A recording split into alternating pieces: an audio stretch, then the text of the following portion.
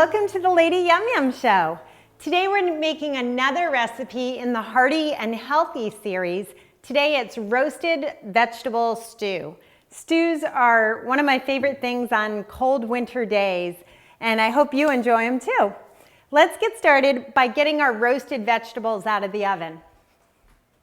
Earlier, I cut various root vegetables up into bite-sized pieces. I added about a tablespoon of canola oil, mixed it up really well, and put them on these cookie sheets. Then I roasted them at 425 for about 30 minutes.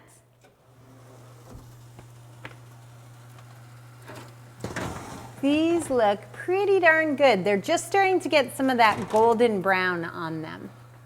So let's bring them over to the stove. Here are my veggies. Just put them there for now. And I have a big variety. I love variety. I have carrot and onion and celery and parsnip, turnip, and rutabaga in here. Oh, and I have some white potato too right there. You might choose to have just carrot and potato, but the two things you have to include are celery and onion. Those are your aromatics, which are going to add a lot of flavor to the broth that you add to the stew. Now, the next thing we're going to prepare is the protein, and we're using Seitan for this recipe. I'm going to prep it over by the sink. This is the brand I'm using today. I'm going to use 2 8-ounce packages because I like to make a lot of stew, and then later on I can freeze it or eat it for multiple meals. I'm all about reusing my work. I'm going to cut this over a colander because there's some liquid in it. And then I'll just dump it all into my colander. Sometimes the chunks are a little big and you have to cut them into bite-sized cubes. Seitan reminds me of beef. Now, I haven't eaten beef in like 30 years, but it has that same consistency that I remember beef having, so I think it's perfect for stew. And then I'm just dumping them into plain old flour. So I have all my chunks of seitan, and I'm going to stir them and make sure every bit of them is covered with the flour, because the flour is going to be our thickening agent. It'll also help brown them and make them look nicer in the stew.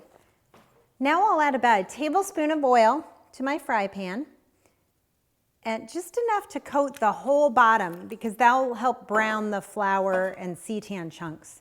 I'm going to put my stove on a medium heat, medium to medium high. Make sure it's all coated, and then I'll start adding my chunks of seitan. Now the flour has to be cooked in the oil completely. Raw flour just doesn't taste good. So we'll actually move these around and make sure all sides of the seitan are nicely browned. This will take a few minutes after I get them all in the pan first. You're just heating the seitan through. You're not really cooking it. It's all pre-made, so you don't have to worry about it getting to a certain temperature. Sometimes I find I'll have to add a little bit more oil. Keep them from sticking and to make sure all the flour gets oil soaked through it. So every edge of every piece of seitan is nicely browned, and we're ready to add some liquid. Today I'm using some red wine that I have left over. I'll need about a cup.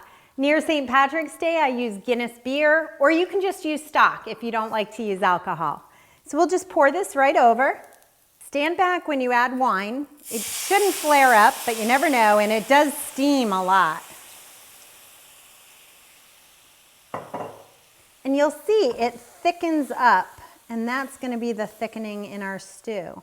And just keep boiling that until it reduces by about half. So it should be nice and thick and rich and bubbly. And some of this color tends to go into the seitan too, which I think is very pretty. You can see how thick that's getting.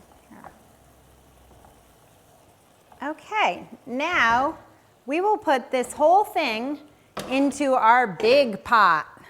Now the reason I did the seitan in a frying pan is you can use a lot less fat when you do this in a nonstick frying pan. So you use an extra pot, but you save on your health. So it's worth it. Okay, so I'm gonna get every little bit of this into my pot. All the good richness that's in this pan. There we go. And I've left the heat on medium. And now I'm going to add all my veggies too. And again, scrape up any caramelized bits on the bottom because they often have the most flavor. So we'll get all that into our pot as well. Once you have all your vegetables added, you can give it a good stir and we'll add some stock or broth. Vegetable, of course, is what I'm using. And you want enough that it covers all the vegetables and seitan that's in the pan. So I'm going to start with a quart and see how that goes. I might have to add a little either broth or even a little extra water. Yes, I'm going to need actually a quart worked out just about perfectly. That was convenient. Now if you can get a roasted vegetable broth, that works great. I use just a regular organic vegetable broth. Low sodium, you want to add and control how much salt you add to things. You don't want to use whatever the broth company decided was right. Now all we have left is to add our seasoning. We're going to use 2 teaspoons of thyme. And I'm just measuring them in my hand. As you know, I love thyme, so I'll probably put even more in later, but I'll taste it first. And I'm using a dried rosemary, a teaspoon. I don't do this very often, but I didn't have any fresh, so dried it is. It's better than none. And you can see the pieces are kind of big, so I'm gonna just roll it in my hands to crush it and put it in there. And a little bit of salt, of course. And I'll adjust that after it's cooked for a few minutes. In fact, I'm gonna turn up my heat so this starts to come to a boil. Lots of black pepper. And I love my black pepper in my stew, so I'm gonna crank away there. A good teaspoon, maybe a little more, depending what you like. And 2 bay leaves. Give that all a good stir. We'll bring it up to a boil and taste it and adjust the seasonings. Add a little more thyme or rosemary if you think it needs it. Probably need to add a little more salt, pepper maybe, up to you. Okay, it's coming up to a boil. I'm going to reduce the heat to a simmer. Give it a quick taste. I'm not going to change anything. I'm going to cover it and let this cook for about 30 minutes. Check the veggies, make sure they're all cooked through. So you might have to poke a couple different kinds.